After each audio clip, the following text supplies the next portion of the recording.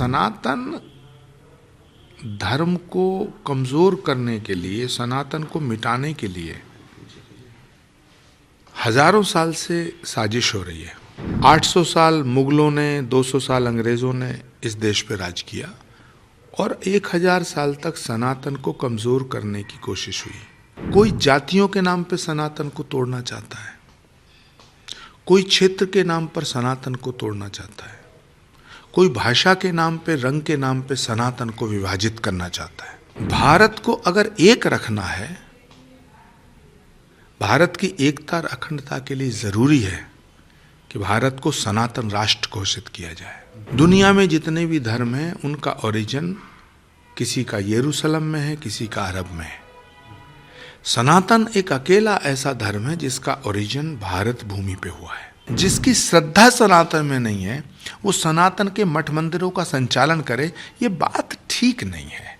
इसलिए मैं विश्व हिंदू परिषद और संत समाज के इस मांग से, इस भावना से सहमत हूं। सनातन धर्म को कमजोर करने के लिए, सनातन को मिटाने के लिए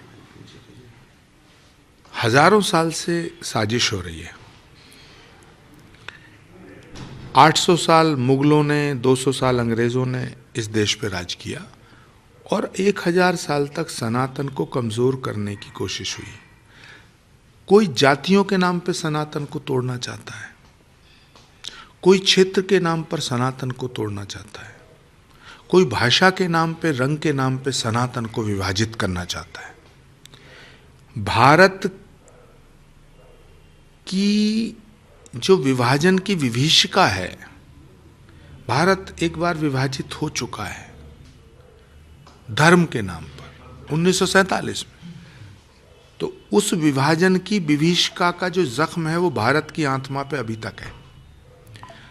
भारत को अगर एक रखना है, भारत की एकता और अखंडता के लिए जरूरी है कि भारत को सनातन राष्ट्र घोषित किया जाए। सनातन है तो भारत है, भारत है तो सनातन है। दुनिया में जितने भी धर्म हैं उनका ओरिजिन किसी का यरूशलेम में है, किसी का अरब में है। सनातन एक अकेला ऐसा धर्म है जिसका ओरिजिन भारत भूमि पे हुआ है। तो सनातन से भारत को और भारत को सनातन से अलग करके नहीं देखा जा सकता है।